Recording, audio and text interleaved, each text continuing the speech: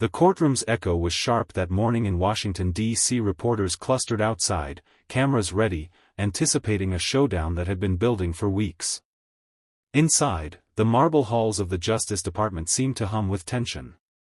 At the center of it all stood Pam Bondi, former prosecutor, sharp-tongued, confident, and dressed in a pristine white suit that almost dared anyone to question her authority. She adjusted her pearl necklace and waited, the faint smirk on her lips suggesting she'd already decided the outcome. Across the hall, Ibrahim Traoré walked with measured steps. The young president of Burkina Faso carried no entourage, no swarm of advisors. His presence alone was enough to draw every gaze in the room. Dressed in a simple tailored dark suit with a hint of traditional embroidery along the collar, he projected calm defiance.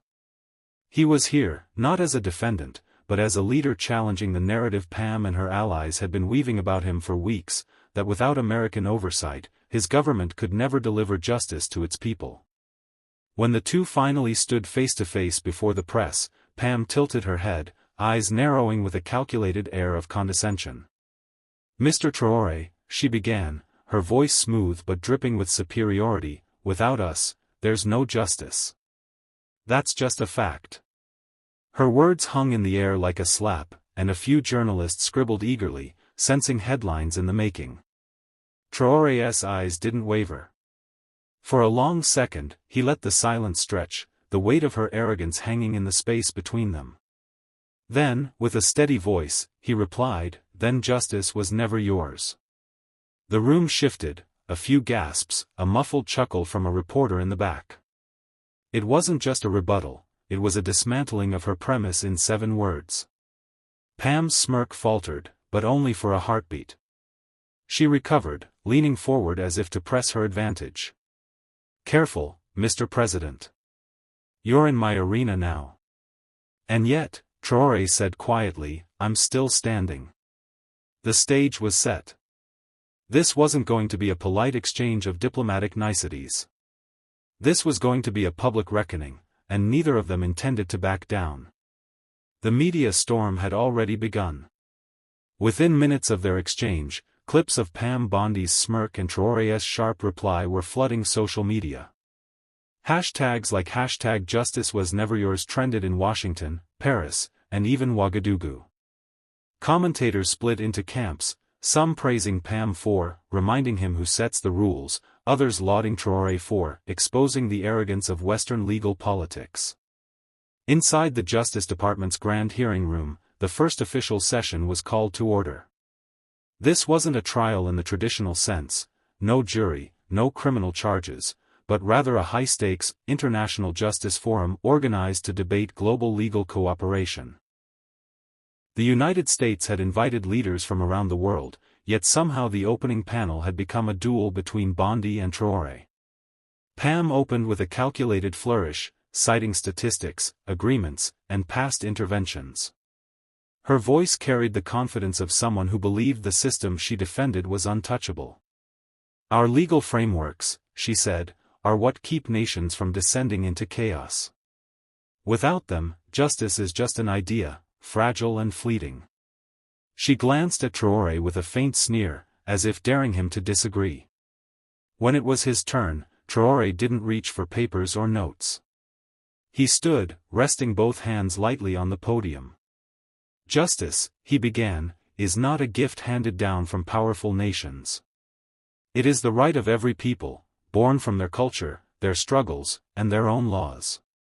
To claim otherwise is to confuse authority with righteousness." The room shifted again. Delegates from Africa, Asia, and Latin America leaned forward, nodding almost imperceptibly. Traoré spoke slowly, each word deliberate. "You say without you there's no justice. Yet when my people were under foreign control, you called it law. When resources were taken without consent, you called it order. And when we demanded fairness, you called it unrest." Pam's jaw tightened. This was no ordinary rebuttal, this was a direct challenge to the moral foundation of the system she represented. The moderator cleared his throat nervously, sensing that the tension in the room had only just begun to rise. The moderator attempted to steer the discussion back to productive dialogue, but the energy in the room was no longer in his control. Pam leaned forward, her elbows resting on the table, her voice edged with steel. "Mr. Traoré, it's easy to stand there and speak in ideals. But without enforcement, without the power of established courts and international oversight, your so-called justice is just words. You need structure. You need us." The choice of words, "you need us," rippled through the delegates like a cold wind. It was the exact sentiment many leaders from smaller nations had heard for decades, the subtle reminder that sovereignty was conditional, granted only if it aligned with the interests of the powerful. Traoré inhaled slowly, his gaze steady on Pam. "You speak as though justice is a brand you own," he said. "As though the only legitimate verdicts are the ones stamped with your approval. But tell me," his voice sharpened, "when your own system fails your people, who judges you?" A murmur spread across the room. Pam's eyes narrowed, her polished confidence showing its first cracks. She countered quickly, "We hold ourselves accountable. That's the difference between us and unstable governments." Traoré didn't flinch. "Accountability is not a press release, Ms. Bondi. It is action. It is leaders stepping down when they betray their people, laws applied equally to rich and poor. Can you say your system does this? Or is justice in your hands simply a tool to keep power where it already is?" The words landed like a blow. Cameras zoomed in, capturing Pam's flicker of irritation.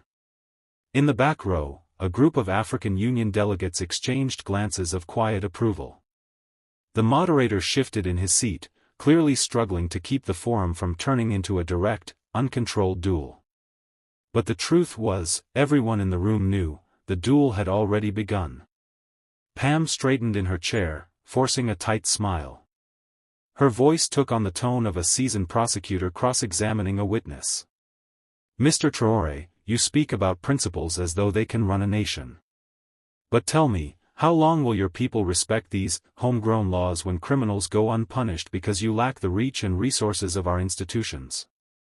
The insinuation was clear, that without Western oversight, Burkina Faso's justice system was doomed to fail. A few American delegates nodded subtly, as if Pam had delivered a decisive blow. But Traoré's expression didn't shift. "Respect is not bought with surveillance drones and imported judges," he said evenly. "It's earned when a child in the most remote village knows the law will protect her as much as it would the child of a minister." Pam crossed her arms, tilting her head with that same condescending smirk. "That sounds poetic, but reality isn't poetry. Reality is power. We enforce the rules, and the world is safer for it." Traoré stepped forward, no podium between them now. "Safer for who?" he asked, his voice dropping in pitch. "For the ones writing the rules, or for the ones forced to follow them without a voice? You call it justice, I call it obedience." The remark hit the air like a crack of thunder. Delegates from smaller nations straightened in their seats, some exchanging nods. Even the moderator froze, sensing that this was no longer a theoretical debate but a dismantling of an entire worldview. Pam tried to recover, her tone sharpening. "Without structure, without our legal partnerships, chaos wins. You can't build justice in isolation." Traoré's reply was instant. "Then perhaps it's time the world learned that justice doesn't need permission to exist." The room erupted into murmurs, some supportive, others unsettled.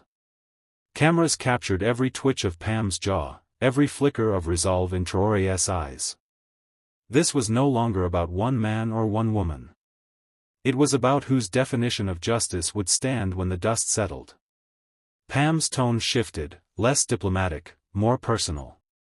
She leaned closer, lowering her voice just enough for the microphones to still catch every word. "Mr. Traoré, I've dealt with leaders like you before. Big speeches, big promises, but when the cameras are gone, so is the so-called justice. Your people will come to us when they see you can't deliver." It was a dagger wrapped in a smile, and she knew it. The remark wasn't just about policy, it was a direct attack on his credibility as a leader. Traoré didn't break eye contact.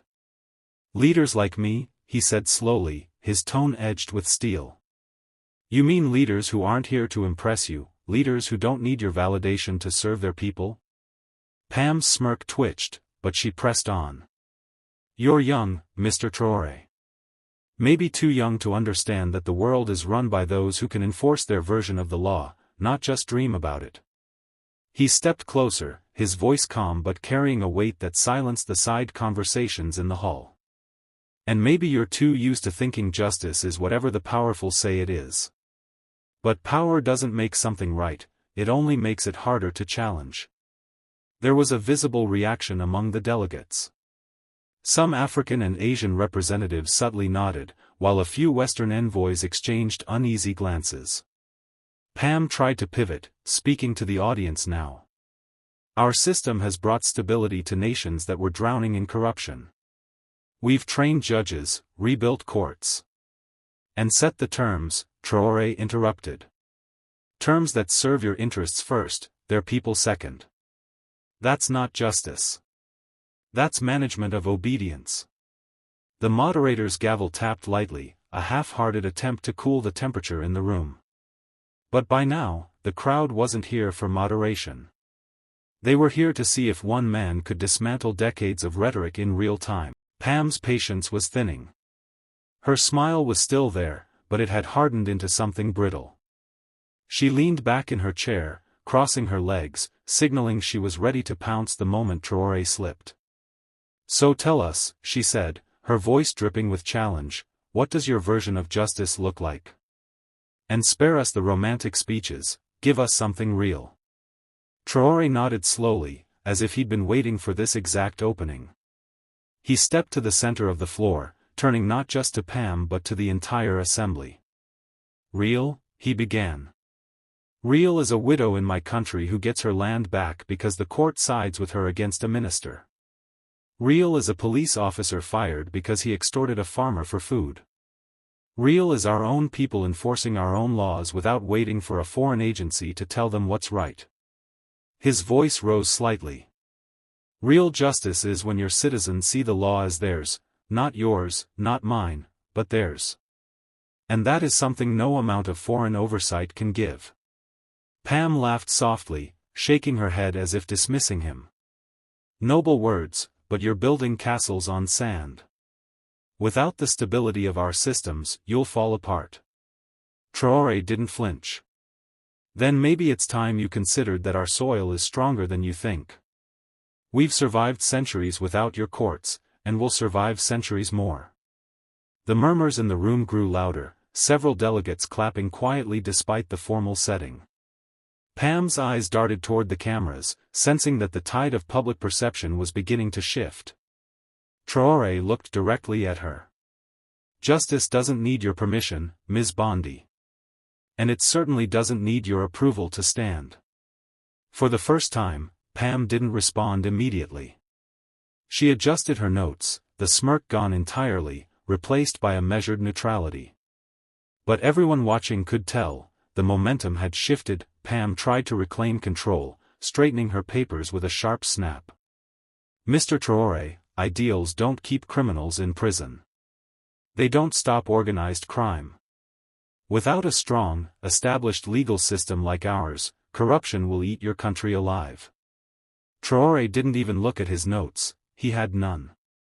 He stepped forward again, his voice steady but carrying an undeniable fire. "And yet," he began, "with your strong, established systems, corruption still thrives. Corporations buy influence. Politicians rewrite laws for themselves. Justice bends for those who can afford it. Tell me, Ms. Bondi, is that the civilized justice you're offering us?" A ripple of applause broke out from the back rows, quickly shushed by the moderator. Pam's lips tightened. "We're not perfect, but we're the best the world has," she shot back. Traoré's gaze swept the hall, his words now for every delegate, every camera. "The best the world has," he repeated. "If the best still leaves millions without fairness, then perhaps it's time the world stopped settling for it." The energy in the room shifted, heavy, electric. Delegates from developing nations leaned forward, some nodding openly now. Western envoys kept their expressions neutral, but there was no hiding the unease in their eyes. Traoré pressed on. Justice isn't about whose flag hangs over the courthouse. It's about whose voice is heard inside it. And in my country, that voice will be our people's, not a foreign government's, not a corporate board's, and not the loudest voice in this room. This time the applause was louder, harder to suppress. The moderator gave up trying to silence it. Pam sat back, her jaw tight, her fingers interlaced in front of her face. She wasn't losing the argument on paper, she was losing it in the hearts of the audience. Pam leaned forward again, forcing a tight, almost mocking smile. You speak as if you're rewriting the definition of justice, Mr. Traoré. But history shows that without the guidance of stronger nations, smaller ones collapse under the weight of their own mistakes. There it was, the pure, unfiltered condescension. Cameras caught the smirk, the raised brow, the subtle implication that Burkina Faso was destined to fail without someone like her calling the shots. Traoré didn't move for a moment. He let the silence stretch, the tension coil tighter, until the room seemed to hold its breath. Then he spoke, his voice lower now, more deliberate. History also shows that when stronger nations arrive to guide, they take more than they give. They build courts for the people, while emptying their land of gold. They write laws for fairness, while making sure those laws never apply to them. Pam's smile faltered for the first time. We're not here to exploit you, she said sharply. Traoré's reply was instant. Then why is it that justice always seems to cost more for us than it does for you? The room erupted into murmurs, some delegates outright clapping. Pam glanced toward the moderator, clearly searching for an intervention that wasn't coming. Traoré took one step closer, not aggressive, but unshakable. You think we can't build our own justice? You think we need your courts, your signatures, your permission? But justice, Ms. Bondi, isn't something you grant like a visa. It's ours by right, and no one, not even you, gets to decide when we're ready for it. The applause this time was thunderous. Cameras zoomed in on Pam's face, capturing the microsecond where the smirk died completely. She adjusted her blazer, glanced down at her notes, but it was obvious, the argument wasn't just slipping away, it was gone. Pam sat motionless for a moment, fingers drumming lightly on the desk. Her eyes scanned her notes, but it was clear she wasn't reading, she was buying time. The cameras lingered on her, waiting for a comeback that refused to materialize. Traoré, sensing the shift, didn't rush. He walked slowly back toward his seat, then stopped halfway and turned again to face the assembly. Justice, he said, is not a gift wrapped in foreign paper. It is not something loaned with conditions. And it is certainly not something that disappears the moment a stronger nation loses interest. The room was silent now, every delegate fixed on him. Even the moderator had set aside his gavel, understanding this was a moment that needed no interruption. Pam tried to inject herself back in. You underestimate how fragile systems can be without structure. But Traoré cut in gently, almost pityingly. Structure without ownership is a cage, Ms. Bondi. We've lived in that cage for generations, told it was for our own good. Today, we're building the keys instead. Several delegates broke into applause, this time with no attempt to hide it. The sound spread, gathering force until it became a standing ovation from more than half the room. Pam remained seated, her arms crossed tightly, a diplomatic smile plastered over what everyone could tell was a bruised ego. Traoré let the ovation play out before finishing. Our courts may be small. Our resources may be limited. But they are ours. And that alone makes them stronger than anything that comes with a foreign stamp of approval. In that moment, it was no longer a debate. It was a statement of independence, and the room knew it. Pam lowered her gaze to her papers, conceding without ever saying the words. The applause was still echoing when the moderator finally leaned toward his microphone. "We thank both speakers for their spirited contributions," he said, though everyone knew the debate had been one-sided. Pam managed a diplomatic nod toward the audience, but she didn't look at Traoré. The cameras caught her eyes fixed on her notes, her lips pressed into a thin, unreadable line. It was the face of someone calculating how to recover from a loss that had played out on live television. Traoré rose once more, not because he needed the last word, but because the room demanded it. He glanced across the delegates, African, Asian, Latin American, even a few Western envoys, and let the silence settle. Then he spoke. "Justice is not measured by the height of the courthouse, but by the dignity of the people it serves. We've been told for too long that without others, we cannot stand. Today, I tell you this, we have stood, we are standing, and we will keep standing. Not because someone allowed it, but because it is our right." The words landed like a closing gavel. Cameras flashed. Delegates rose to their feet in applause, some pounding the desks in approval. Pam remained seated, her posture composed but her defeat unmistakable. This was no longer about winning a debate, it was about the undeniable shift in the narrative. As Traoré stepped down from the podium, reporters surged toward him. His aides formed a protective barrier, but not before one microphone caught his final remark of the day. "Justice doesn't need borders. But it does need owners. And in my country, the owners will always be the people." That single sentence would replay across networks for days, framing the moment as not just a victory for one leader, but a declaration that the old rules were no longer unquestionable. The meeting adjourned. The world had just witnessed a turning point, and Ibrahim Traoré had walked out not as a participant, but as the man who had rewritten the terms of the conversation. They told us that justice lives in their courts, in their laws, and in their approval. Today, we declare that justice lives in our land, in our people, and in our will. Our justice is not for sale, not borrowed, and not conditional. It belongs to us, and no power on earth can take it away.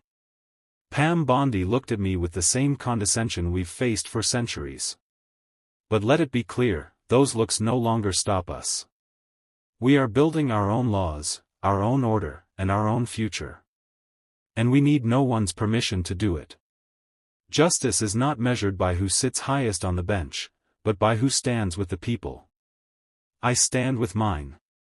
And in this world, there is no court stronger than that.